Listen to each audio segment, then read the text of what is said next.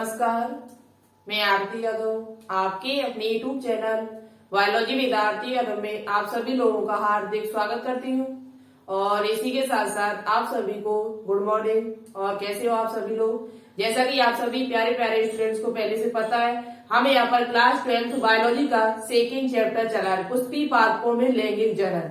पुष्पी पादपों में लैंगिक जनन किस प्रकार से होता है, इसमें हम आपको पुष्प की संरचना और साथ ही साथ पुष्प का नरवाल, ये दो पार्ट कंप्लीट करा चुकी हूँ। अभी तक आपने वीडियो नहीं देखी तो जरूर देखिएगा, क्योंकि हम एनसीईआरटी का एक भी पॉइंट नहीं छोड़ रहे। यदि आप एनसीईआरटी के सभी पॉइंट क्लियर करते हुए चलोगे तो आप बायोलॉजी में बहुत ही अच्छा करोगे। चाहे आप एम्स नर्सिंग की तैयारी कर रहे हो, CP net, RUHS, BHU, paramedical exam, pharmacy, किसी भी एग्जाम की तैयारी कहीं से भी कर रहे हो, बिहार, एमपी, यूपी, उत्तराखंड, झारखंड, सबके लिए इम्पोर्टेंट है। क्योंकि पूरे इंडिया में एनसीईआरटी लागू है, तो एनसीईआरटी यदि आप सही से पढ़ रहे हो तो आप पक्का अच्छा करके ही आओगे। ठीक है, तो और वीडियो भले ही लंबी हो, लेकिन एनसीईआरटी का हम एक भी पॉइंट नहीं छोड़ रही हूँ। वीडियो इसलिए लंबी हो रही है क्योंकि एनसीईआरटी का सभी पॉइंट बताओगे, एनसीईआरटी के प्रत्येक पॉइंट पर बात करोगी तो आपके लिए वीडियो बड़ी होगी और आपके लिए इम्पोर्टेंट होगी। ठीक है, तो वीडियो को कंप्लीट देखिएगा। तो चलिए आज बात करेंगे हम यहाँ पर पुष्पी पादपों में लैंगिक जनन का, ये पार्ट नंबर 3 है। पार्ट नंबर कौन सा है? 3 है। और आज यहाँ पर हम बात करेंगे पुष्प का मादा जनन भाग, जो इसका फीमेल पार्ट है पुष्प का, उस पर बात करेंगे। और आपको पता है पुष्प का जो मादा भाग है उसे क्या कहा जाता है, हमने फर्स्ट वीडियो में आपको बताया हुआ था। फर्स्ट वीडियो में हमने आपको बताया हुआ था पुष्प का जो मादा भाग है उसे क्या कहा जाता है? जायंग कहा जाता है, यानी कि गायनोसियम कहा जाता है। जायंग क्या होता है? गुरुबीजाणुगामी क्या होती है? मेगास्पोरेंजियम गुरुबीजाणु जनन क्या होता है और कैसे भ्रूण कोष बनता है, ये पूरी बात आज की वीडियो में आपको बताई जाएगी। ठीक है, बहुत ही डिटेल से बताएंगे। एनसीईआरटी का एक भी पॉइंट छोड़ा नहीं जाएगा। यदि आप 2022 में सफेद कोट पहनना ही चाहते हो तो आज की वीडियो को कंप्लीट जरूर देखना, क्योंकि यहाँ से आपके एग्जाम में क्वेश्चंस बनते हैं। चाहे आप किसी भी एग्जाम की तैयारी इस टाइम कर रहे हो, जो 12th वाले बच्चे वो भी इस क्लास को ले सकते हैं। बहुत ही डिटेल से, बहुत ही अच्छी तरीके से पुष्प का मादा भाग आज हम समझाएंगे। इस प्रकार से आपने शायद कभी नहीं पढ़ा होगा, और आज यदि आपने वीडियो कंप्लीट देख ली तो आप कभी नहीं भूलोगे, जीवन में कभी नहीं भूलोगे कि जायंग भाग क्या होता है, कैसे भ्रूण कोष का निर्माण होता है, कैसे अंड कोश का बनती है, पूरा डिटेल से आपको बताया जाएगा। ठीक है, तो चलिए मेरे साथ पेन और कॉपी उठा लीजिएगा और साथ में मेरे लिखते हुए चलना। या चैनल पर न्यू हो तो प्लीज चैनल को सब्सक्राइब जरूर कर लेना। चैनल पर यदि न्यू हो तो चैनल को सब्सक्राइब करने के साथ साथ बेल आइकन को प्रेस ऑल पर क्लिक कर लेना, जिससे हम कोई भी वीडियो डालें तो आपके पास नोटिफिकेशन हमारा पहुंच जाए। तो देखो, आपको पता है कि पुष्प का जो मादा जनन भाग होता है वो आपका क्या होता है? जायंग होता है। क्या होता है? जायंग, जिसे कहा जाता है इंग्लिश में गायनोसियम। क्या कहा जाता है? क्या कहा जाता है? गायनोसियम कहा जाता है। ठीक है,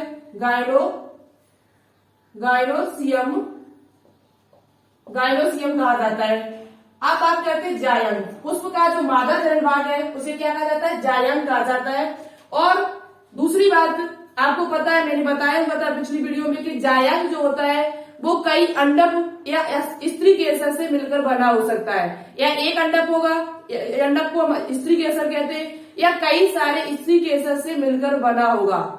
कई सारे स्त्री केसर यानी पिस्टल से मिलकर बना होता है। तो देखो, जायंग जो है आपका भाग, ये जो होगा या तो एक, ये जो जायंग की सबसे छोटी इकाई पूछ ली जाए, जायंग की सबसे छोटी इकाई पूछी जाए आपसे, यानी जायंग है वो किससे मिलकर बना होता है? तो जायंग जो होता है वो आपका किससे मिलकर बना होता है? तो ये आपका या तो अंडक होगा, अंडक कह दो इसे, अभी हम दिखाएंगे अंडक कहाँ होता है, या कह सकते हो स्त्री केसर। क्या कह सकते हो? स्त्री केसर, जिसे इंग्लिश में कहा जाता है कार्पल। क्या कहा जाता है? कार्पल या पिस्टिल। ठीक है, आपको पता है पिस्टिल कब आई थी, हमने आपको बताया हुआ था। ठीक है, कार्पल या पिस्टल जिसे कहा जाता है, कार्पल या पिस्टल कहा जाता है। पूछा जाए जायंग किससे मिलकर बना होता है, तो जायंग जो होता है वो अंडक या स्त्री केसर से मिलकर बना होता है। ठीक है, अब बात करते हैं जो अंडक या स्त्री केसर होता है उसे 3 भागों में बांटा जाता है। अंडक या स्त्री केसर जो आपका होता है उसे 3 भागों में बांटा जाता है। कितने भागों में बांटा गया है? एनसीईआरटी में दिया हुआ है। स्त्री केसर या अंडक कितने भागों में बटा होता है? 3 भागों में बटा हुआ होता है। कौन कौन से देखिएगा मेरे साथ और नोटबुक पे नोट डाउन करते हुए चलना।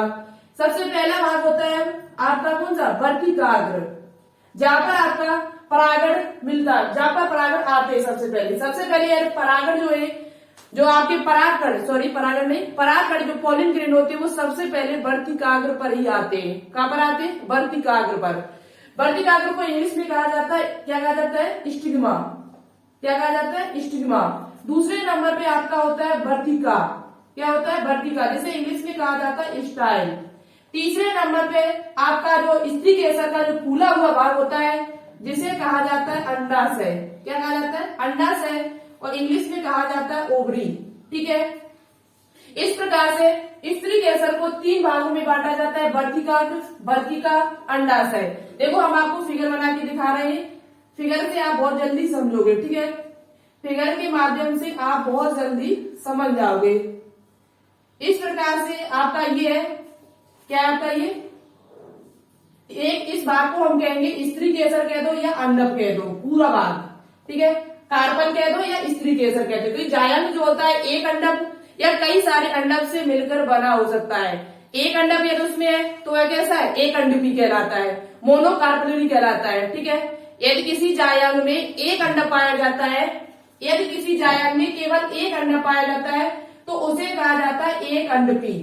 क्या कहा जाता है? एक अंडपी कहा जाता है, केवल एक है तो, जिसे मोनोकार्पली कहा जाता है, मोनोकार्पली। ठीक है, और यदि बहुत सारे हैं तो उसे बहुअंडपी कहा जाता है। यदि एक से अधिक अंडप किसी जायंग में पाए जाते हैं तो उसे क्या कहा जाता है? उसे बहुअंडपी कहा जाता है, मल्टी। ठीक है, क्या कहा जाएगा? बहुअंडपी कहा जाता है। ये आपके पॉइंट एनसीईआरटी में दिए हुए कि अंडपी, एक अंडपी क्या होता है और बहुअंडपी क्या होता है। यदि किसी जायंग भाग में केवल एक अंडप पाया जाता है, एक स्त्री केसर पाया जाता है तो उसे कहा जाता है एक अंडपी, और यदि बहुत ज्यादा पाए जाते हैं तो उसे कहा जाता है बहुअंडपी, मल्टी कार्पली। ठीक है, बात समझ में आ गई। अब यहाँ पर हम बात करते हैं, इसमें ऊपर वाला जो भाग होता है इसे कहा जाता है वर्तिकाग्र। क्या कहा जाता है? जो ऊपर का आपका भाग होता है इसे क्या कहा जाता है? वर्तिकाग्र कहा जाता है, जिसे इंग्लिश में कहा जाता है स्टिग्मा। सबसे पहले जो परागकण आपके आते हैं वो यहीं पर आएंगे। परागकण जो होते हैं, पोलन ग्रेन जो आपके होते हैं, वो वर्तिकाग्र पर सबसे पहले मिलते हैं आके। ठीक है, उसके बाद ये जो वर्तिकाग्र जिससे जुड़ा हुआ है एक पतली, आपके एनसीईआरटी में फिगर भी दिया हुआ है इस प्रकार का, इसे कहते हैं वर्तिका। क्या कहते हैं? वर्तिका, यानी स्टाइल। और वैसे भी ये स्टाइल नहीं है, एकदम पतली होके गई, स्टाइल है इसकी है। उसके बाद ये अंडाशय जो आपका जायंग स्त्री केसर का जो फूला हुआ भाग है, स्त्री केसर का ये जो फूला हुआ जो भाग होता है, कैसा भाग होता है? फूला हुआ जो भाग होता है इसे कहा जाता है अंडाशय। क्या कहा जाता है? अंडाशय कहा जाता है। ठीक है, ये बहुत छोटी बात है और छोटे छोटे, यानी आपने 9 से 10 से 11 से पढ़ते हुए आ रहे होंगे। 8th क्लास में भी पढ़ाया जाता है कि पुष्प का जो मादा भाग होता है वो किस प्रकार होता है, उसमें क्या क्या पाया जाता है। तो ये आपका सबसे ऊपर वाला भाग होता है वर्तिका, उसके नीचे वाला भाग होता है वर्तिका स्टाइल, और सबसे नीचे वाला जो होता है इसका फूला हुआ जो भाग होता है इसे कहा जाता है अंडाशय यानी कि ओवरी। क्या कहा जाता है? अंडाशय यानी कि ओवरी। इसी के अंदर आपका क्या होता है? इसी के अंदर बीजाणु पाया जाता है, जिसे गुड़ बीजाणु धानी कहते हैं। ठीक है, और अंडाशय के अंदर ये जो गुहा है आपकी, अंडाशय के अंदर ये जो गुहा है उसके अंदर की, इसे अंडाशयी गुहा कहा जाता है। क्या कहा जाता है? अंडाशयी गुहा, यानी कि गर्भाशयी गुहा कह सकते हैं। पूछा जाए आपसे कि अंडाशय के अंदर जो गुहा बनी हुई है, जो कैविटी बनी हुई है, उसे क्या कहा जाता है, तो अंडाशय के अंदर जो कैविटी बनी हुई है उसे गर्भाशयी गुहा क्या कह सकते हैं? गर्भाशयी गुहा या अंडाशयी गुहा कहते हैं। अंडाशयी गुहा, ओवरी कैविटी कह सकते हो या गर्भाशयी गुहा कह सकते हो। ठीक है, इतनी बात आपके समझ में आ गई होगी हमारे हिसाब से। तो ये आपको पता चल चुका है अंडाशय। और दूसरी बात, अंडाशय में ही आपका क्या पाया जाता है? बीजाणु पाया जाता है। अंडाशय के अंदर ही आपका क्या पाया जाता है? अंडाशय के अंदर ही आपका बीजांड या गुड़ बीजाणु धानी पाई जाती है, जिसके बारे में हम आगे बात करेंगे।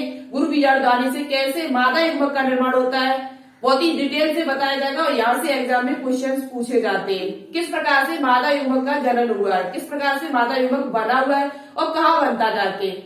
तो अंडाशय के अंदर ये हमारा बीजांड या गुरुबीजाणु धानी पाई जाती है। ठीक है, यदि किसी शब्द में, हमने आपको बताया था पिछली वीडियो में, यदि गुरु शब्द आए तो ये मादा से संबंधित है, फीमेल से संबंधित है पुष्प में।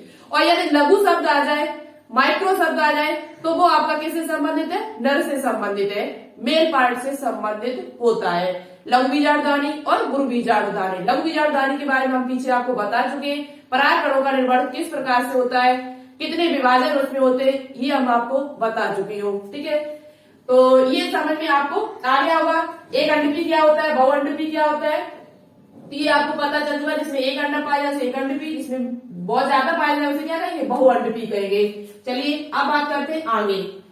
यदि देखो इसमें अब यदि यहाँ पर एक आपके पुंड दिया हुआ है एनसीईआरटी में, एनसीईआरटी बुक में आपके पुंड दिया हुआ है जिसे हम कहते हैं युक्तांडपी और बहुअंड, एक युक्तांडपी। ठीक है, एक आपका पुंड यहाँ पर विशेष करके तो हम आपको बता रहे हैं। ठीक है, तो ये आप चीज समझ चुके होंगे। पुष्प का मादा जनन भाग जो होता है उसे जायन कहते हैं, गाइनोसियम कहते हैं। जायन जो होता है वो अंडक या स्त्री केसर से मिलकर बना होता है। अंडक जो होता है उसे 3 भागों में बांटा जाता है, वर्तिका, अंडाशय, स्टिग्मा, स्टाइल और ओवरी। ठीक है, बहुत ही सरल तरीके से समझाने की कोशिश कर रहे हैं, एक भी पॉइंट आपको समझ में आ जाएगा। इससे पहले अगर आपने कभी नहीं पढ़ा होगा और नहीं समझ में आया होगा तब भी आपको आएगा। ठीक है, आज यहाँ पर हम बात करते हैं, एक शब्द आपके बुक में दिया हुआ है एनसीईआरटी बुक में, जिसे कहते हैं युक्तांडपी। युक्तांडपी का मतलब क्या होता है? युक्तांडपी शब्द दिया हुआ है जिसे इंग्लिश में कहा जाता है सिनकार्प। क्या कहा जाता है? सिनकार्पस, SYNCAR, सिनकार्पस कहा जाता है। ठीक है, सिनकार्पस कहा जाता है। एक शब्द आपका ये दिया हुआ है, दूसरा शब्द उसमें दिया हुआ है विक्तांडपी। ठीक है, इन शब्द का मतलब क्या है ये आपसे पूछा जा सकता है। विक्तांडपी क्योंकि एनसीईआरटी बुक में दिया हुआ है तो पूछा जा सकता है। एनसीईआरटी का एक पॉइंट आपको पता होना चाहिए, तभी आप अच्छा कर पाओगे एग्जाम में। तो एक है आपका सिनकार्पस, एक आपका है विक्तांडपी, जिसे इंग्लिश में कहा जाता है क्या? युक्तांडपी को इंग्लिश में हमारा एक शब्द यहाँ पर दिया हुआ है जिसे एपोकार्पस। क्या कहते हैं? एपोकार्पस। ठीक है, एपोकार्पस। अब बात करते हैं ये होते क्या है। तो देखो युक्तांडपी, अंडप, यहाँ शब्द आपको दिख रहा होगा अंडपी, यहाँ पर क्या रहा? अंडपी। अंडे से इसका मतलब नहीं अंडाशय से संबंधित है। किससे संबंधित है? ये शब्द जो आपका है वो अंडाशय से कुछ मिलता जुलता है। युक्त का मतलब क्या होता है? जुड़ा हुआ। युक्त का मतलब क्या होता है? जुड़ा हुआ। कैसा होता है? जुड़ा हुआ। जब जहां पर एक से अधिक स्त्री केसर आपस में जुड़े होते हैं, जब एक से अधिक स्त्री केसर या अंडक, या लिख सकते हो आप, जब एक से अधिक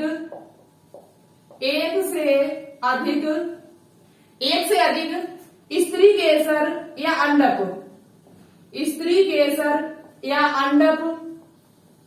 आपस में जुड़े होते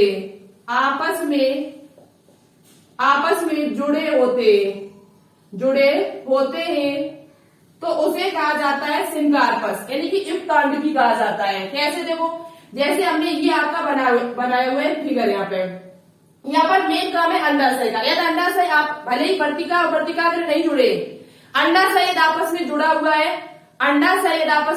है, तो आपका हो जाएगा क्या? युक्तांडपी। जैसे कि आपने देखा होगा गुड़ैल में, आपके फिगर में दिया हुआ है, एनसीईआरटी बुक में दिया हुआ है, ये गुड़ैल जो होता है आपका,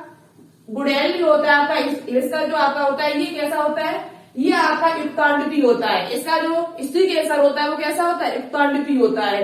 कैसे? देखो, जैसे हमने ये फिगर बनाया हुआ है, युक्तांडपी का आपको फिगर दिखाते हैं, उसके बाद समझाएंगे युक्तांडपी क्या होता है। एक पॉइंट आपको समझते हुए चलना मेरे साथ। ठीक है, एक पॉइंट आपको समझते हुए चलना होगा, देखना चित्र थोड़ा सही से बन जाए फिर। ठीक है, ऐसे इस प्रकार से देखो, इसमें ये क्या है? वर्तिकाग्र। ये क्या है? वर्तिका। ये क्या है इसका? ये आपकी वर्तिकाग्र। ठीक है, ये आपकी क्या है? ये आपकी क्या है? ये आपकी वर्तिका है, ये वर्तिका, वर्तिका, ये वर्तिका, ये अंडाशय है। यहाँ पर क्या हुआ है, जो अंडाशय है, जो स्त्री केसर है, वो इनके आपस में जुड़े हुए हैं। वैसे कितनी है, 1 2 3, 3 अलग अलग वर्तिकाग्र। वर्तिकाग्र भले जुड़े हो या नहीं जुड़े हो, इससे कोई फर्क नहीं पड़ता है। वर्तिकाग्र भले जुड़े हो या नहीं जुड़े हो, इससे कोई फर्क नहीं पड़ता है। लेकिन अंडाशय जब आपस में जुड़े होते हैं, अंडाशय जब आपस में जुड़े होते हैं, संलिग्न होते हैं, तो इसे कहा जाता है क्या, इसे आपस में जब जुड़े होते हैं तो इसे युक्तांडवी यानी कि सिनकार्पस कहा जाता है। क्या कहा जाता है, सिनकार्पस। जैसे आपको याद कर लेना है गुड़हेल, ठीक है। इतनी बात आपको समझ में आ गई होगी कि युक्तांडवी होता क्या है, युक्तांडवी होता क्या है। और इसमें एक से अधिक अंडा भी है, इसमें एक से अधिक अंडा पे, तो ये बहुअंडवी हो जाएगा, ठीक है। अब बात कर लेते हैं यहाँ पर किसकी, यहाँ पर आपको याद कर ले अंडाशय का जुड़ना आवश्यक है। जो युक्तांडवी है वो उसमें चाहे युक्तांडवी हो चाहे विक्तांडवी हो, यहाँ पर क्या होगा, आपका विक्तांडवी में जो होगा वो अंडाशय जो होंगे वो आपके अलग अलग होंगे। अंडाशय जो आपके होंगे वो कैसे होंगे, अलग अलग। यदि अंडाशय अलग अलग है तो वह उस संरचना को हम कहेंगे विक्तांडवी, एपोकार्पस। अंडाशय अलग अलग होते हैं, ठीक है। अंडाशय जो होते हैं वो यहाँ पर कैसे होते हैं, अलग अलग होते हैं, तब इसे कहा जाता है विक्तांडवी कहा जाता है। जैसे आपको हम फिगर बना के दिखा सकते हैं, ये आपका हो जाएगा इस वाला, और इसका उदाहरण जो आपका हो जाएगा वो ये हो जाएगा। इस प्रकार से संरचना बनी होती है, ठीक है। इस प्रकार से जब अंडाशय जो होते हैं वो कैसे होते हैं, अलग अलग हो, कैसे हो, अलग अलग हो। इस प्रकार से, इस प्रकार से, इस प्रकार से, ठीक है। अंडाशय जब आपकी अलग अलग हो, और यदि वर्तिका और वर्तिका भले ही मिक्सचर हो, वर्तिका और वर्तिका भले ही इकट्ठे हो, इससे फर्क नहीं पड़ता। अंडाशय अलग अलग है, अंडाशय यदि आपके अलग अलग है, कैसे, अंडाशय यदि आपके अलग अलग है, ओवरी अलग अलग है, तो उसे कहा जाएगा विक्तांडवी। वियोग माने, वियोग माने क्या होता है, वियोग। वियोग का मतलब क्या होता है, कहीं भी शब्द लग जाए तो उसका मतलब होता है वियोग, मतलब अलग होना। तो यहाँ पर अलग अलग अंडाशय यदि अलग अलग है तो वह विक्तांडवी है, और यदि एक साथ है तो उसे कहेंगे युक्तांडवी। हमारे हिसाब से आपको समझ में आ गया होगा कि युक्तांडवी क्या होता है और विक्तांडवी क्या होता है, ठीक है। अब बात करते हैं आगे पॉइंट पर। अब यहाँ पर हम देखते हैं, यहाँ पर आपको सब अब दिखाया जाएगा क्या, अंडाशय के अंदर आपको पता चल गया, अंडाशय के अंदर गर्भाशय गुहा होती है। अब हम दिखाएंगे आपको फिगर पूरा। गुरुबीजाणुदानी क्या होती है, गुरुबीजाणुदानी क्या होती है, गुरुबीजाणु जनन क्या है, कैसे मादा युग्मक का निर्माण होता है, ठीक है। मादा युग्मक का निर्माण कैसे होता है। और दूसरी बात, यहाँ पर आपको उदाहरण आपके दिए हुए तो आप उससे याद कर सकते हो। तो चलिए आगे नेक्स्ट स्लाइड में देखते हैं।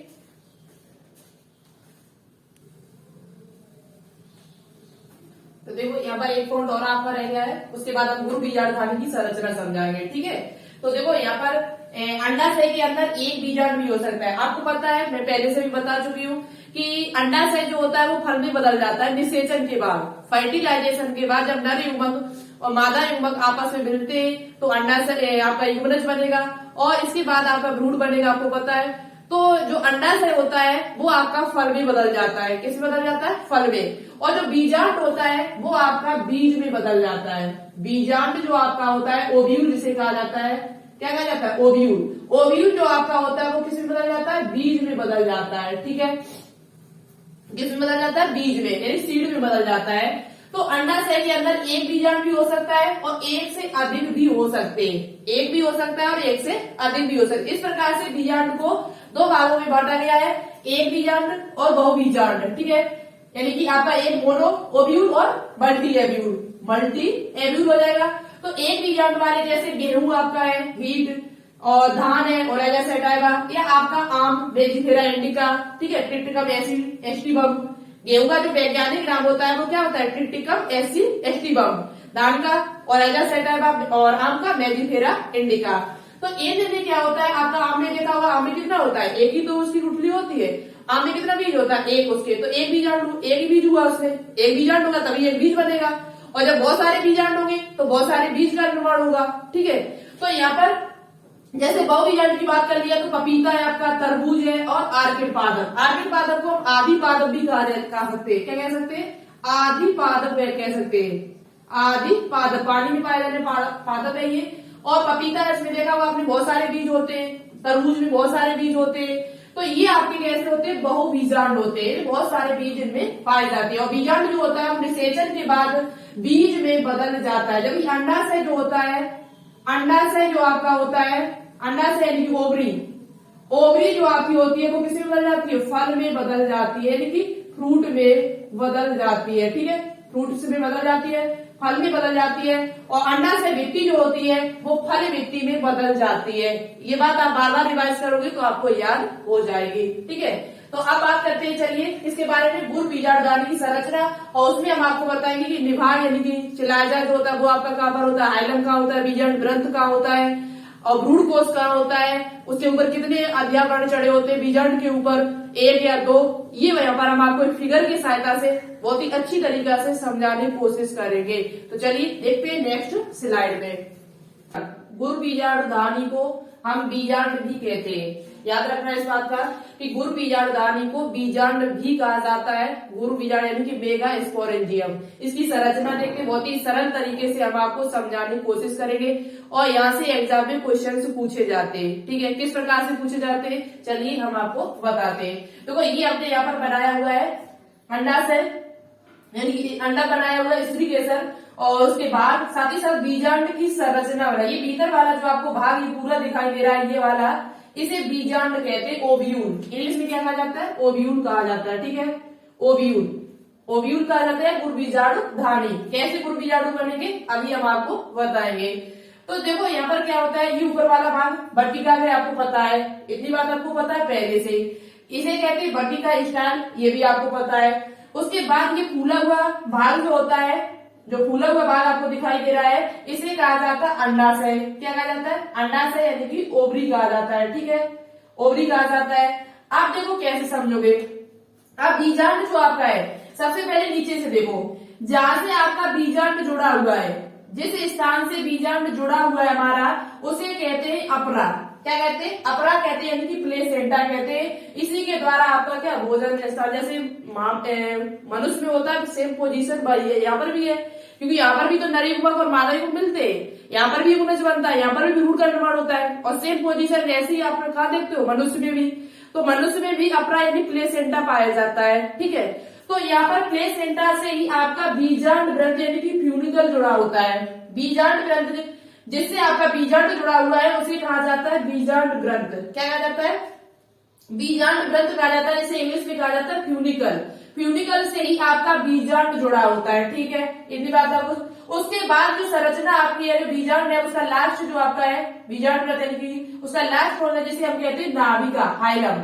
क्या कहते हैं उसे, हाइलम कहते हैं। ठीक है, तो ये बीजांड के पास में, यानी कि बीजांड ग्रंथ के पास में ही होती है। बीजांड ग्रंथ के पास में आपका क्या होता है, नाभिका होती है। उसके बाद आपको बीज वाले बीजांड जो होता है उसमें 2 अध्यावरण पाए जाते हैं, 2 आपके क्या पाए जाते हैं, इंटीग्यूमेंट पाए जाते हैं, 2 अध्यावरण पाए जाते हैं। एक आपका होता है बाहरी अध्यावरण, एक होता है अंतर अध्यावरण, जिससे हमारा बीजांड जो होता है वो सुरक्षित रहता है। बीजांड की सुरक्षा के लिए इसमें 2 अध्यावरण पाए जाते हैं, 2 इंटीग्यूमेंट पाए जाते हैं। एक आपका होता है आउटर, एक होता है आपका इनर। ठीक है, ये आपका बाहरी है, ये आपका अंदर वाला है। ये वाला जो हिस्सा है वो कौन सा है, बाहरी है, और ये वाला जो हिस्सा है वो इसका कैसा, इनर है। ठीक है, अंदर वाला है। उसके बाद क्या आता है, इसमें बीजांड काय होता है, न्यूक्लियस भरे होते हैं, बीजांड काय संरचना, बीजों से भरी हुई संरचना पाई जाती है। इस भाग को हम कहते हैं बीजांड काय। क्या कहते हैं, बीजांड काय। ठीक है, उसके बाद इसमें क्या होता है, इसके अंदर पाया जाता है, इसमें जो आपका जो खाली स्थान आपको दिखाई दे रहा है, छोटा सा एक छिद्र सा दिखाई दे रहा है, ये वाला भाग, ये वाला जो भाग है इसे कहा जाता है बीजांड द्वार, माइक्रोपाइलर।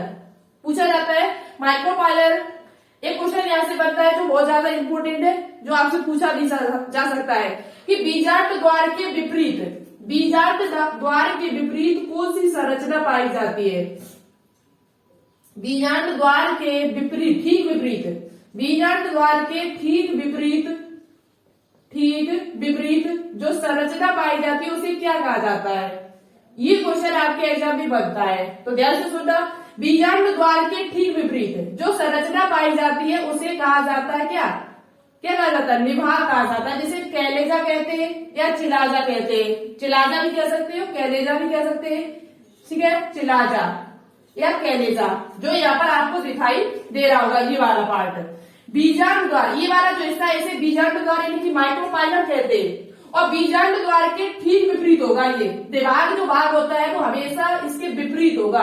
एक बीजांड द्वार इधर है, ध्यान से समझना, एक बीजांड द्वार हमारा इधर है तो बीजांड द्वार के ठीक विपरीत आपका क्या होगा, उसके निभाग भाग होगा। ऐसा नहीं है कि यदि बीजांड द्वार यहाँ है तो यहीं पर निभाग होगा, नहीं, बीजांड द्वार यदि नीचे है तो इसके ठीक विपरीत जो आपका भाग होगा उसे निभाग कहा जाता है। क्या कहा जाता है, चिलाजा, इसे कह सकते हैं कैलेजा। क्या कहा जाता है, कैलेजा, ठीक है, कैलेजा कहा जाता है। और दूसरी बात, ये क्वेश्चन आपको समझ में आ रहा है, बीजांड द्वार के ठीक विपरीत जो संरचना पाई जाती है इसे क्या कहा जाता है, निभाग कहा जाता है। ये इधर है मेरा बीजांड द्वार तो इधर होगा, इधर है तो इधर होगा। ये जो संरचना यहाँ पर बनी हुई है इसे एनाट्रोप्स कहा जाता है। इस प्रकार की संरचना यहाँ बनी हुई है तो उसे एनाट्रोप्स कहा जाता है। और यदि ये ठीक सीधी बनी होती, यदि बीजांड द्वार मेरा इधर होता तो इसे एक शब्द दिया गया, इसे कहा जाता है क्या, आर्थोट्रोप्स। यदि बीजांड द्वार मेरा इधर होता तो इस संरचना को कहा जाता आर्थोट्रोप्स। क्या कहा जाता है, आर्थोट्रोप्स कहा जाता। ठीक है, ये दो पॉइंट आप याद रखना अच्छी तरीके से। यदि बीजांड द्वार ऊपर की तरफ होता और निभाग नीचे की तरफ होता तब इस संरचना को कहा जाता आर्थोट्रोप्स। और जब हमारा बीजांड द्वार नीचे की तरफ है और निभाग ऊपर की तरफ है उसके, तो अब इसे कहा जाता है एनाट्रोप्स। क्या कहा जाता है, एनाट्रोप्स कहा जाता है। इस बात को याद कर लेना, अच्छी तरीके से आपसे पूछा जा सकता है। ठीक है, बहुत ही डिटेल से बता दिया हमने। और इसके अंदर वाला जो भाग होता है इसे कहा जाता है भ्रूण कोश। इसके अंदर वाला जो भाग होता है बीजांड के अंदर आपका क्या होता है, भ्रूण कोश होता है, जिसे हम गुर बीजाणु कह सकते हैं। गुर बीजाणु से ही आपका क्या होता है, भ्रूण कोश का निर्माण होता है। गुर बीजाणु से ही आपके किसका निर्माण होता है, भ्रूण कोश का निर्माण होता है। तो ये आपकी संरचना किसकी थी, गुर बीजाणु या बीजांड की संरचना, जो आई होप आपको अच्छी तरीके से समझ में आ गई। कौन सा भाग कहाँ पर पाया जाता है, अंडाशय क्या होता है, निभाग कहाँ पर होता है, बीजांड द्वार। अब यहाँ पर क्या होता है, यहाँ से आएंगे आपके परागकण। यहाँ पर थोड़ा समझ लीजिए, फिर आगे तो बताइए, हमने परागण क्रिया बताई हमने। यहाँ से आपके परागकण आते हैं, क्या आते हैं, परागकण आते हैं, जो आपको दो के रूप में दिखाई देते हैं। किसमें, नरिम्बक जो होते हैं वो दो आते हैं साथ में। परागकण में जो परागकण के अंदर दो नरिम्बक होते हैं, वो दोनों जब आपके आते हैं तो यहाँ से होते हुए आपके इधर से होते हुए यहाँ से होते हुए आपके कहां पर, इसी बीजांड के द्वार, बीजांड द्वार के अंदर प्रवेश, बीजांड द्वार की सहायता से अंदर प्रवेश करते हुए। ठीक है, तो ये बीजांड द्वार से ही प्रवेश होगा आपका, जो द्वार यहीं पर खुला होगा। दूसरी बात आपको याद रखनी है कि जो आपका अध्यावरण से घिरा हुआ जो कोशिकाओं का एक पुंज होता है, अध्यावरण से घिरा हुआ जो कोशिकाओं का पुंज होता है, इसे ही बीजांडकाय या न्यूक्लियस कहते हैं। ठीक है, दूसरी बात आपको याद करनी है, बीजांडकाय भ्रूण कोश या मादा युग्मोद्भिद बीजांडकाय में स्थित होता है। बीजांडकाय के अंदर ही, अब यहाँ से पॉइंट पूछा जा सकता है आपसे, ये पॉइंट लिख लेना अच्छी तरीके से कि बीजांड द्वार के ठीक विपरीत जो संरचना पाई जाती है उसे निभाग कहते हैं, या चिलाजा कहते हैं, या कैलेजा कहते हैं, कुछ भी कह दो। ठीक है, आप बात करते हैं यहाँ पर जो आपका भ्रूण कोश है, इसे क्या कहा जाता है। देखो बीजांडकाय के अंदर ही आपका क्या पाया जाता है, भ्रूण कोश पाया जाता है, जो ये संरचना बनी हुई है।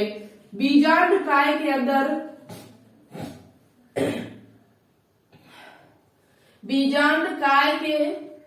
आपका क्या पाया जाता है, भ्रूण कोश पाया जाता है।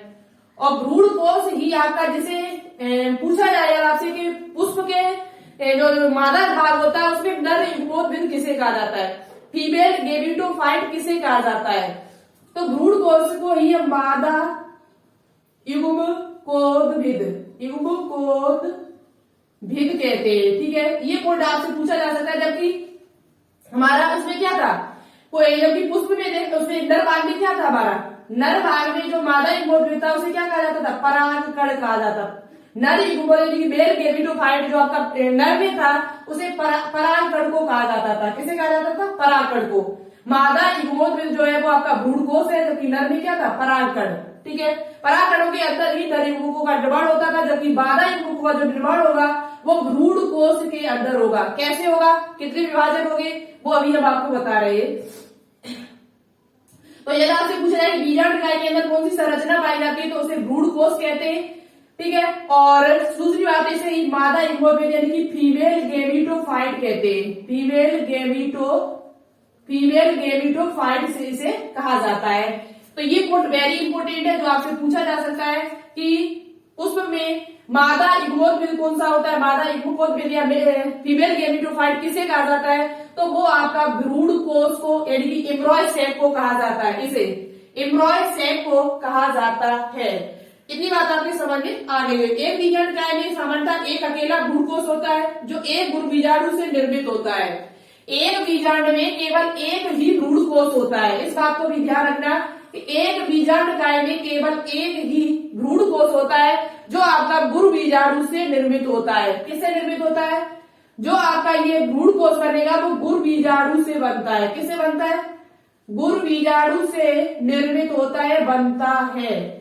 तो भ्रूण कोष का निर्माण जो होता है वो किससे होता है? गुरु बीजाणु से। गुरु बीजाणु कैसे बनते हैं? तो चलिए हम आपको दिखाते हैं। इसके अंदर क्या होता है? गुरु बीजाणु मात्र कोशिका पाई जाती है। इसके अंदर क्या होता है? गुरु बीजाणु मात्र कोशिका पाई जाती है जो आपकी दुगुणित होती है। कैसी होती है? दुगुणित होती है। चलिए यहाँ पर हम आपको दिखा देते हैं कैसे गुरु बीजाणु का निर्माण होता है, नर मादा युग्मक का निर्माण होता है। ठीक है, यहाँ पर हम आपको समझाते हैं। ये आपको समझ में आ गया हो तो इसे हम साफ कर रहे हैं, इतना थोड़ा हम साफ कर देते हैं जिसे हम समझा सके अच्छी तरीके से। ठीक है, ये चीज आप अच्छे से याद कर लेना, कहां पर कौन सी चीज पाई जाती है। अब हम बात करते हैं गुरु बीजाणु जनन कैसे होता है और गुरु बीजाणु जनन किसे कहते हैं। गुरु बीजाणु जनन, गुरु बीजाणु जनन यानी कि मेगा स्पोरोजेनेसिस। गुरु बीजाणु जनन, गुरु बीजाणु जनन का मतलब क्या होता है? Mega sporogenesis. गुरु बीजाणु जनन का मतलब है गुरु बीजाणुओं का बनना, गुरु बीजाणु का निर्माण होना। मेगा स्पोर की बनने की क्रिया को ही हम क्या कहते हैं? गुरु बीजाणु जनन कहते हैं। अब गुरु बीजाणु कैसे बनेंगे? तो इसके अंदर एक पाई जाती है क्या आपकी? गुरु बीजाणु मात्र कोशिका। इस बीजाणु के अंदर क्या पाई जाती है? गुरु बीजाणु, जैसे हमने आपको वहां पर बताया था पुष्प के नर भाग में। ठीक है, लघु बीजाणु मात्र कोशिका वहां पर बताई थी। यहाँ पर क्या होगी? गुरु बीजाणु मात्र कोशिका। तो गुरु बीजाणु मात्र कोशिका क्या पाई जाती है? यहाँ पर गुरु बीजाणु एक मात्र कोशिका पाई जाती है जो आपकी कैसी होती है? दुगुणित होती है, डिप्लॉयड होती है। कैसी होती है? डिप्लॉयड। तो ये गुरु बीजाणु मात्र कोशिका जो आपकी ये आपकी है क्या? गुरु बीजाणु मात्र कोशिका। ठीक है, जो आपकी कैसी है? डिप्लॉयड है। इसमें क्या होगा? इसे हम शॉर्टली कह सकते हैं एमएमसी। ठीक है, एमएमसी गुरु बीजाणु मात्र कोशिका जो है इसमें होगा हमारा अर्धसूत्री विभाजन। अब बहुत इंपॉर्टेंट है। ठीक है, अब याद कर लेना अच्छी तरीके से कि गुरु बीजाणु मात्र कोशिका में कितने अर्धसूत्री विभाजन होते हैं और कितने आपके समसूत्री विभाजन होते हैं। तो ये आपकी है कौन सी? अर्धसूत्री।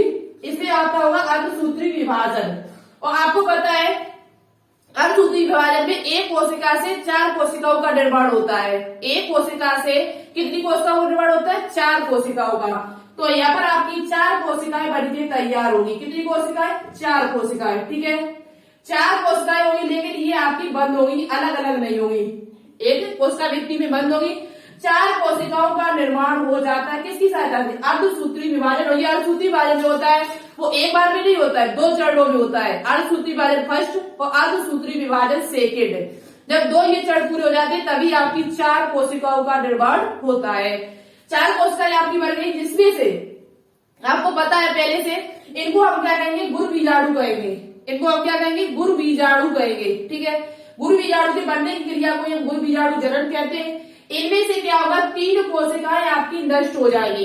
इनमें से 3 कोशिकाएं जो आपकी होती है वो कैसी हो जाएंगी? नष्ट। 1 2 3 3 कोशिकाएं जो होती है, 3 कोशिकाएं आपकी कैसी हो जाएगी? नष्ट हो जाती है। नष्ट हो जाती है, उनका कोई काम नहीं, वो कैसे हो जाती है? नष्ट हो जाती है। एक कोशिका जो बचती है इसे ही कहा जाता है कार्यशील गुरु बीजाणु। क्या कहा जाता है? कार्यशील, जो आपका आगे चल के काम करेगी, जो आपका आगे चल के मादा युग्मक का निर्माण करेगी। ठीक है, कार्यशील गुरु बीजाणु कहा जाता है। कार्यशील गुरु बीजाणु एक कोशिका आपकी बची हुई है जिसे कहा जाता है कितनी? 1। अर्धसूत्री विभाजन से 4 कोशिकाएं बनी, 4 व्यक्ति नष्ट हो गई, एक कोशिका बची है जिसे हम कहते हैं कार्यशील गुरु बीजाणु। ठीक है, अब यहाँ पर क्या होगा? समसूत्री विभाजन होगा। तो ये जो कोशिका थी उसे क्या कहा जाता था? गुरु बीजाणु मात्र कोशिका। गुरु बीजाणु मात्र कोशिका में क्या हुआ? अर्धसूत्री विभाजन हुआ, जो आपके किसके अंदर पाई जाती थी? बीजांड के अंदर। अब बात करते आगे, इसे हम साफ कर रहे हैं, आप लोग लिख लेना। पीछे वीडियो करके। और ये कौन सी संरचना थी, तो एनाट्रोप्स। और जबकि हमने ये ऊपर होता है हमारा बीजांड द्वार, तो कौन सी हो जाती, आर्थोट्रोप्स। ठीक है, ये भी आप याद कर सकते हो।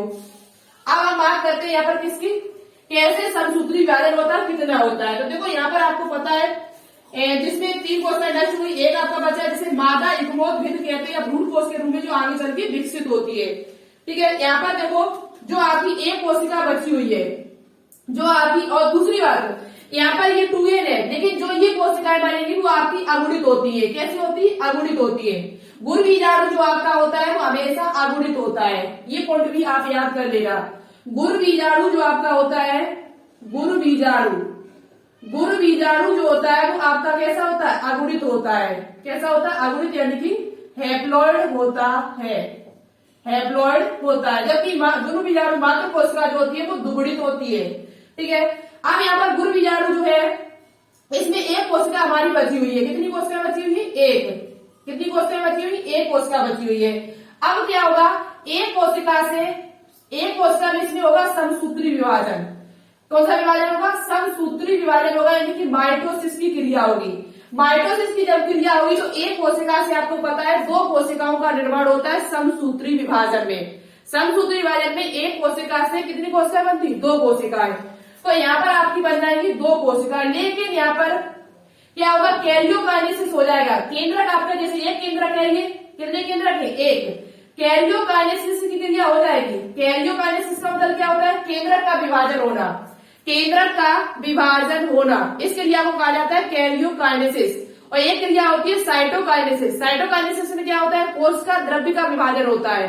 तो यहाँ पर साइटोकाइनेसिस तो नहीं होगा, लेकिन केंद्रक का विभाजन हो जाएगा। एक कोशिका से 2 कोशिकाएं, 2 केंद्रक बन जाएंगे, लेकिन कोशिका 2 नहीं बनी, अलग अलग नहीं होगा। ये केंद्रक एक ही में स्थित होगा, एक ही कोशिका के अंदर। तो ये कौन सा है, समसूत्री विभाजन हुआ। कैरियोकाइनेसिस की क्रिया होगी इसमें, लेकिन साइटोकाइनेसिस में नहीं होगा। तो अब क्या होता है, फिर एक बार इसमें क्या होता है, फिर एक समसूत्री विभाजन होता है। क्या होता है, समसूत्री विभाजन फिर होता है एक बार। और समसूत्री विभाजन होने के बाद क्या होता है, 1-2 कोशिकाओं से 4 कोशिकाएं बन जाती है। कितनी, 4। 2 आपकी ये और 2 आपकी ये। ठीक है, 4 कोशिकाएं बन गई। एक बार समसूत्री विभाजन हुआ, दूसरी बार हुआ, एक बार आपका ये हुआ, दूसरी बार आपका ये हुआ, फिर क्या होगा, तीसरी बार फिर समसूत्री विभाजन होगा। क्या होगा, समसूत्री विभाजन है वो तीसरी बार फिर होगा एक बार। मतलब होता है धड़ाधड़, होता है धड़ाधड़, कोशिकाएं बढ़ रही है। अभी कोशिकाएं वो आयनिक जो है वो बढ़ रही है लगातार। ठीक है, गुण बीजाणु के अंदर। तो यहाँ पर क्या होगा, फिर 4 से कितनी बनेगी, 8 कोशिकाओं का निर्माण हुआ। 1, 2, 3 और आपकी एक कौन सी, 4। 1, 2, 3 और 4 कोशिकाओं का निर्माण हो जाता है। 4 कितनी कोशिकाएं बन गई, 8 कोशिकाएं। तो आपसे पूछा जाए कि गुण बीजाणु को बनने में, यानी कि जो गुण बीजाणु जब आपके बनते हैं तो उसमें कितने, गुण बीजाणु में कितने आपके अर्धसूत्री विभाजन होते हैं, कितने समसूत्री विभाजन होते हैं। तो 3, एक बार आपका अर्धसूत्री विभाजन होता है और 3 बार आपका समसूत्री विभाजन होता है। 1, 2, 3, तभी आपकी 8 कोशिका ये बनके तैयार होती है। तो एक बार अर्धसूत्री होता है, एक बार आपका कौन सा होता है, अर्धसूत्री, जो यहाँ पर आपका हुआ है जे, और 3 बार आपका क्या होता है, समसूत्री विभाजन होता है। ठीक है, इतनी बात आपके समझ में आ गई होगी। अब हम यहाँ पर बात करते क्या, यहाँ पर 8 केंद्रक बन जाते हैं। कितने केंद्रक बन जाते हैं हमारे, 8 केंद्रक हमारे बनके तैयार हो गए। कोशिका नहीं अलग हुई, 8 केंद्रक अलग अलग नहीं हुए। 8 केंद्रक जो है वो एक ही कोशिका के अंदर है। 8 केंद्रक बन जाते हैं। कितने बन जाते हैं, 8 केंद्रक। अब क्या होता है इसमें, जब 8 केंद्रक बनते हैं तो 4 केंद्रक जो होते हैं वो बीजांड द्वार की ओर चले जाते हैं और 4 केंद्रक जो होते हैं वो निवाहक की ओर चले जाते हैं। तो देखिए यहाँ पर हम आपको दिखा रहे हैं, यहाँ पर क्या होता है, 4 केंद्रक जो होते हैं, 4 केंद्रक जो होते हैं वो कहाँ पर चले जाते हैं, यहाँ में ऊपर आपका निवाहक बनाया हुआ था, ऊपर हमने इस चित्र में पीछे वाले ने निवाहक ऊपर था हमारा चला था, और 4 जो केंद्रक होते हैं वो आपके कहाँ चले जाते हैं, बीजांड द्वार की तरफ। कहाँ चले जाते हैं, बीजांड द्वार की तरफ। 4 ऊपर चले जाते हैं, 4 ही हमारे कहाँ चले जाते हैं, बीजांड द्वार, जिसे माइक्रोपाइल कहते हैं। क्या कहते हैं, माइक्रोपाइल। ठीक है, माइक्रोपाइल, माइक्रोपाइल की तरफ 4 आपके जो है वो निवाहक की तरफ चले जाते हैं। अब क्या होता है इसमें, अब इसमें क्या होता है, जो इसके जो केंद्रक होते हैं, इसमें एक केंद्रक एक ऊपर से हमारा केंद्रक आ जाता है और एक केंद्रक जो होता है, एक कोशिका, एक केंद्रक इधर से आता है और एक केंद्रक आपका इधर से आता है। तो कुछ इस प्रकार की संरचना बनके तैयार हो जाती है। तीन आपकी इधर कोशिकाएं और यहाँ से आपके एग्जाम में क्वेश्चन पूछा जाता है, पूछा भी गया है कई बार, और तीन कोशिकाएं आपकी ये बन जाती हैं और दो केंद्रक आपके जो होते हैं वो बीच में आ जाते हैं। कहा जाते हैं? बीच में। ठीक है, दो केंद्रक आपके बीच में आ जाते हैं और तीन ऊपर रहते हैं, तीन ही नीचे। तो कितने हो गए? 6 और 2 8, 8 केंद्रक। कितने हो गए? 8 केंद्रक। ये आपका भ्रूण कोश के अंदर चल रहा है। यहाँ पर किसका गुरु बीजाणु ही भ्रूण कोश में बदल जाता है। इस बात को याद रखना कि गुरु बीजाणु जो होता है वही आपका भ्रूण कोश में बदल जाता है। तो देखो यहाँ पर हम इसे साफ कर रहे हैं। समसूत्री वालन को आपने लिख लिया होगा। समसूत्री वालन कैसे हुआ, कैसे हमारी 8 केंद्रक बन के तैयार हुए, किस प्रकार से हमारे 8 केंद्रक बन के तैयार हुए। ठीक है, अब यहाँ पर हम बात करेंगे। यहाँ पर देखो आपको पता चल चुका है कि यहाँ पर एक केंद्रक आपका ये आ गया और इस प्रकार से ये आपकी एक पूरा हो गया। ठीक है, इस संरचना को हम कहते हैं भ्रूण कोश। क्या कहते हैं? भ्रूण कोश कहते हैं। इस संरचना को हम क्या कहते हैं? भ्रूण कोश। अब यहाँ पर बहुत ही इंपॉर्टेंट है, अब इसे हम थोड़ा बड़ा बना रहे हैं जिससे आपको समझ में आ जाए। यहाँ पर आप बहुत ही अच्छी चीज यहाँ पर बताएंगे जो आपके लिए इंपॉर्टेंट है।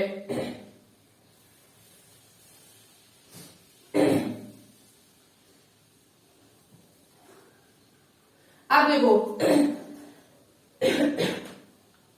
ऊपर वाली जो कोशिकाएं, इनको ये पूरा हमारा भ्रूण कोश है। ये हमारा पूरा क्या है? एम्ब्रॉय सैक है। ठीक है, ये हमारा जो है वो आपका क्या है? एम्ब्रॉय सैक। एम्ब्रॉय सैक है।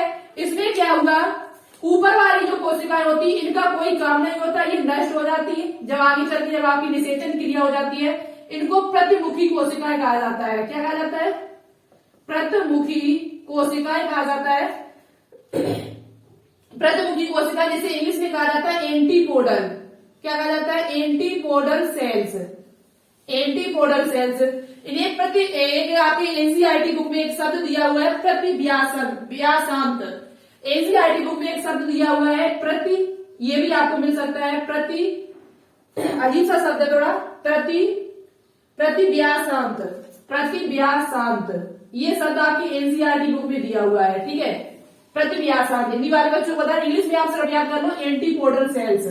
प्रतिमुखी कोशिका जो निभाग की तरफ है हमारी, किसकी तरफ है? निभाग की तरफ। और ये ऊपर भी हो सकती है, नीचे भी हो सकती है। ऊपर होगी तो ये ऊपर होगी, तो ये नीचे होगी, ये नीचे होगी तो ये ऊपर होगी। ठीक है, अब देखो बीच वाली जो कोशिकाएं, ये जो आपका है ये वाला पूरा हिस्सा, ये जो इसे कहते हैं ध्रुवीय केंद्रक।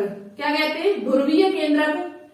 और ये जो आपके केंद्रक होता है वो द्वितीय केंद्रक, इसे द्वितीय केंद्रक भी कहा जाता है। ठीक है, इस केंद्रक को द्वितीय केंद्रक कहा जाता है। द्वितीय केंद्रक, ध्रुवीय केंद्र जैसे इंग्लिश में कहा जाता है पोलर न्यूक्लियाई। Polar nuclei. ठीक है, और गला काम नहीं कर रहा है सही से, थोड़ा रुको, पानी पी ले हम।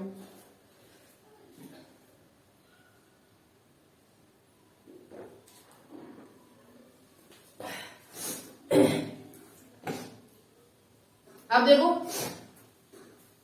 इनको ध्रुवीय केंद्र कहा जाता है या द्वितीय केंद्र कहा जाता है। क्या कहा जाता है? द्वितीय केंद्र। दूसरी बात, यहाँ पर जो ये जो बीच वाली जो बड़ी कोशिका आपको दिखाई दे रही है, ये वाली, इसे कहा जाता है आपका क्या? अंड कोशिका, जो सबसे मेन है। अंड कोशिका। अंड कोशिका क्या कहा जाता है? अंड कोशिका कहा जाता है। और दूसरी बात यही आपका मादा युग्मक है। जो मादा युग्मक जो होता है वो उसे अंड कोशिका कहते हैं, जिसे एग सेल कहा जाता है। एग सेल कहा जाता है या इसे मादा युग्मक कहते हैं। जो आपका सबसे मेन है, जो पहला, ठीक है, मादा युग्मक, मेल गेमीट जो आपका बना है। और इसके पास की जो कोशिकाएं दो होती है इनको कहा जाता है सहायक कोशिका, सिनर्जिड। ठीक है, सहायक कोशिका। जो इसलिए दोबारा से समझा रहे हैं इस चीज को, थोड़ा सेट करना पड़ता है। लाइट जाने के बाद इस बल्ब का जो उजाला है वो थोड़ा कम हो जाता है और लाइट आती है तो उसमें थोड़ा ज्यादा होता है, तो मुझे दोबारा से फिर सेट करना पड़ता है कैमरा को जब सेट करते दोबारा से तब फिर सही से दिखाई देता है। ठीक है, तो ये बात भी आप समझ सकते हो हमारी। तो देखो ऊपर की जो तीन कोशिकाएं होती है उन्हें प्रतिमुखी कोशिकाएं, इनकी एंटीपोडल सेल्स कहा जाता है और इनको प्रतिव्यासांत कोशिकाएं भी कहा जाता है। प्रतिव्यासांत, ठीक है, इस बात को भी याद करना जो एनसीईआरटी बुक में दिया हुआ है। उसके बाद जो बीच की जो दो केंद्रक होते हैं, बीच वाले जो केंद्रक होते हैं दो, इनको कहा जाता है ध्रुवीय केंद्रक या द्वितीय केंद्रक। क्या कहा जाता है? द्वितीय केंद्रक। ठीक है, पोलर न्यूक्लियाई। और ये जो आपकी कोशिका होती है, ये वाली जो कोशिका होती है, इसे केंद्रकीय कोशिका कहा जाता है। क्या कहा जाता है?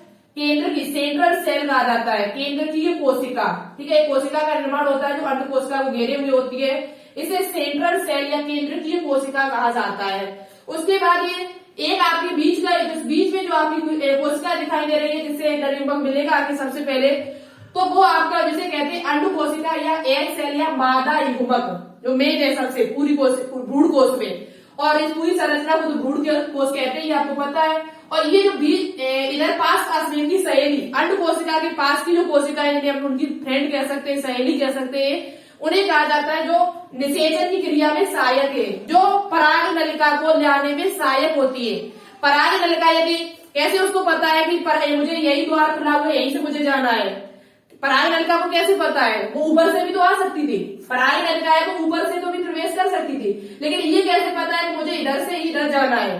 तो ये किसकी वजह से पता चलता है? तो ये सहायक कोशिकाएं जो होती है वो पराग नलिका को उसका रास्ता दिखाती है, पथ प्रदर्शन करती है। पराग नलिका को जो पथ प्रदर्शन है, पराग नलिका को अंड कोशिका के पास ले जाना है, भ्रूण कोश के अंदर जो ले जाना होता है, वो किसके द्वारा होता है? सहायक कोशिकाओं की सहायता से। सहायक कोशिका ही पराग नलिका को लेकर आती है। ठीक है, इस प्रकार का उसमें एक रसायन स्रावित होता है, जिसकी सहायता से पराग नलिका जो होती है वो भ्रूण कोश में प्रवेश कर जाती है। किसकी सहायता से? सहायक कोशिका, जिसे सिनर्जिड सेल कहा जाता है, सिनर्जिड सेल्स कहा जाता है। और ये कितनी होती है? 2 होती है।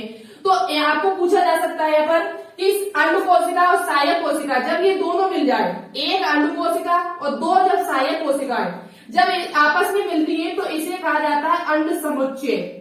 इस संरचना को इसे कहा जाता है अंड समुच्चय कहा जाता है, जिसे इंग्लिश में कहा जाता है एग एप्रिटेंस। ठीक है, एग एप्रिटेंस। यहाँ पर एक शब्द दिया हुआ है एग एपिरेटस, एग एपिरेटस, एग एपिरेटस। यानी कि जब एक अंड कोशिका और 2 सहायक कोशिकाएं जब आपस में मिलती, मतलब दोनों ये पूरा संरचना बनके जो तैयार होती है, तो इसे कहा जाता है अंड समुच्चय। और सहायक कोशिकाओं के पास एक अंगुली जैसी संरचना, जैसे कुछ तंतु पाए जाते हैं। इन तंतुओं से ही रसायन का स्रावण होता है। इन तंतुओं में एक रसायन का स्रावण होता है, जिसकी सहायता से पराग नलिका इनके पास आती है, अंड कोशिका के पास। तो ये जो इनके ऊपर जो तंतु पाए जाते हैं सहायक कोशिका के ऊपर, इनको कहा जाता है क्या? फिलीफॉर्म तंतु। इन संरचनाओं को एक नाम दिया गया तंतु रूप समुच्चय, तंतु रूप समुच्चय। ठीक है, समुच्चय, जिसे इंग्लिश में कहा जाता है फिलीफॉर्म। क्या कहा जाता है? फिलीफॉर्म कहा जाता है। ठीक है, फिलीफॉर्म की सहायता से ही हमारी नलिका अंदर प्रवेश करती है। तो आपको समझ में आ गया होगा कि भ्रूण कोश में क्या क्या पाया जाता है। अब क्वेश्चन जो आपका बनता है वो क्या बनता है? तो एक बहुत ही इंपोर्टेंट क्वेश्चन यहाँ से बनके तैयार होता है, इसे हम साफ कर रहे हैं। ठीक है, आप देख ले सकते हो, भ्रूण कोश से एक इंपोर्टेंट क्वेश्चन बनता है कि यहाँ पर भ्रूण कोश में कितनी कोशिकाएं होती है, कितने केंद्रक होते हैं। तो भ्रूण कोश जो आपका होता है, भ्रूण कोश यानी कि इम्ब्रॉय सैक जो आपका होता है, इसमें कितने कोशिका? तो देखो कोशिकाएं कितनी होती है? 3 इसे एक कोशिका माना जाता है। इसे कितनी कोशिका माना जाता है? 1। भले ही केंद्रक 2 है, लेकिन कोशिका कितनी है? 1। तो 3 1 4 4 3 7, एक ये। तो 3 3 1 4 4 3 7। तो 7 कोशिकी होता है भ्रूण कोश। कितना होता है? 7 कोशिकी।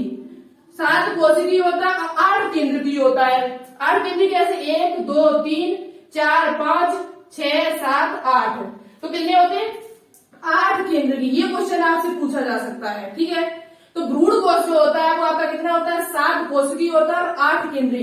1 न्यूक्लियाई इसमें पाए जाते हैं। जो आपकी प्रतिमुखी कोशिका होती है, आगे चल के कुछ समय बाद आपकी नष्ट हो जाती है, और इस प्रकार से आपका भ्रूण कोश बन जाता है। भ्रूण कोश जब आपका बन जाएगा, उसमें मादा युग्मक जब बनके तैयार हो जाएगा, तो उसके बाद आपकी क्रिया होगी कौन सी? परागण, पॉलिनेशन की सहायता से, पॉलिनेशन क्रिया की सहायता से आपके पराग जो नर युग्मक होंगे वो आपके अंड कोशिका से मिलेंगे। एक अंड कोशिका से मिलेगा और एक जो नर युग्मक होता है, 2 नर युग्मक आते हैं। कितने नर युग्मक आते हैं? 2। दो नरयुग्मक आते हैं एक साथ में, तो एक आपका अंडकोशिका से मिल जाएगा, एक अंडकोशिका से उसका फ्यूजन हो जाएगा, निषेचन हो जाएगा, और दूसरा जो नरयुग्मक है वो उसका किससे होगा जाके आपकी जो बीच वाली जो कोशिका है, दूसरा जो आपका नरयुग्मक होगा वो यहाँ पर मिलेगा कि जिसे ध्रुवीय केंद्रक या द्वितीय केंद्रक कहते हैं। तो इस प्रकार से पुष्पीय पादपों में द्विनिषेचन की क्रिया होती है। कौन सी क्रिया होती है? Double fertilisation. एक नरयुग्मक अंडकोशिका से मिलता है, दूसरा नरयुग्मक जो होता है वो ध्रुवीय केंद्रक से मिलकर जाता है। तो इस प्रकार से जो क्रिया होती है निषेचन की वो डबल होती है, डबल फर्टिलाइजेशन होता है। पूछा जाए आपसे कि द्वितीय यानी कि द्विनिषेचन की क्रिया किसमें पाई जाती है, तो द्विनिषेचन की क्रिया आपकी किसमें पाई जाती है? पुष्पीय पादपों में। कैसे होती है ये चीज हम आपको नेक्स्ट वीडियो में बताएंगे पार्ट नंबर 4 में। पार्ट नंबर 4 में हम आपके लिए परागण किसे कहते हैं, परागण कितने प्रकार का होता है, किस प्रकार से होता है, पूरी डिटेल से जानकारी देंगे जो भी एनसीईआरटी बुक में आपका दिया हुआ है। एक एक पॉइंट आपको अच्छी तरीके से समझ में आएगा। तो आज हमारा यहीं पर फिनिश होता है। आपको समझ में आ गया होगा भ्रूण कोश कैसा होता है, 7 कोश की होता है, 8 केंद्र की होता है, और सहायक कोशिका जो होती है वो पराग नली के पथ प्रदर्शन में सहायक होती है। सहायक कोशिकाओं की सहायता से ही आपकी पराग नलिका आती है। क्या आती है? पराग नलिका। पॉलन ट्यूब जो होती है आपकी वो किसकी सहायता से आती है? पॉलन ट्यूब जो आपकी है वो सहायक कोशिकाओं के सहायता से आती है। सहायक कोशिका जो होती है वो एक प्रकार का क्या स्रावित करती है? एक प्रकार का रसायन को स्रावित करती है जिसकी सुगंध से ये पराग नलिका जो होती है वो अन्य कोशिका के पास आ जाती है। इस प्रकार से आपका निषेचन होता है। तो आपको समझ में आ गया होगा जायांग बाग कितनी अच्छी तरीके से हमने आपको समझाया। कमेंट बॉक्स में कमेंट करके बताना कितने % आपको समझ में आया हुआ है, और कुछ क्वेश्चन है उनका आंसर देना। स्त्री कैंसर को कितने भागों में बांटा जाता है, नाम लिखे। दूसरा कंपाउंड है मादा युग्मोद्भिद किसे कहते हैं? फीमेल जो गेमेटोफाइट है वो जायांग में क्या होता है? जो स्त्री कैंसर है उसमें स्त्री कैंसर में मादा युग्मोद्भिद किसे कहा जाता है? दूसरा क्वेश्चन आपको बताना है नर युग्मक जो होते हैं यानी कि जो पुष्प का नर भाग होता है आपका पराग जो पुमंग होता है उसमें नर मेल गेमेटोफाइट किसे कहा जाता है? पुमंग भाग में मेल गेमेटोफाइट किसे कहा जाता है? चौथा क्वेश्चन आपको बताना होगा भ्रूण कोश जो होता है वो कितने कोश की होता है, कितने केंद्र की होता है? भ्रूण कोश जो होता है वो कितने कोश की होता है, कितने केंद्र की होता है? पांचवा क्वेश्चन आपको बताना होगा बीजांड द्वार के ठीक विपरीत कौन सी संरचना पाई जाती है? बीजांड द्वार के ठीक विपरीत कौन सी संरचना पाई जाती है उसका नाम बताओ। ये 5 क्वेश्चन है, देखते हैं कौन सबसे अच्छा सबसे राइट आंसर देता है, और जो इन 5 क्वेश्चन के नाम आंसर देगा उन्हीं के नाम हम नेक्स्ट वीडियो में लेकर आएंगे। देखिए किस किस के द्वारा ये क्वेश्चन का आंसर दिया जाता है। तो चलिए आज के लिए इतना ही रखते हैं। वीडियो अच्छी लगी हो तो लाइक करना, शेयर करना ज्यादा से ज्यादा, और चैनल को सब्सक्राइब कर लेना। और लाइव क्लास आपको पता है 4 बजे चलती है, लेकिन उसका टाइम थोड़ा चेंज कर रहे हैं हम क्योंकि धूप आ जाती है शाम को छत पर। तो मैंने कल क्लास ली थी 7 बजे, तो देखिए उस क्लास का टाइम है वो 7 बजे ही शायद रहे। ठीक है, 7 बजे ही उस क्लास का टाइम रहेगा, तो 7 बजे क्लास अटेंड करना। चलिए आज के लिए इतना ही रखते हैं, फिर मिलते हैं नेक्स्ट वीडियो में शाम के टाइम। Okay, thank you. जय हिंद, जय भारत।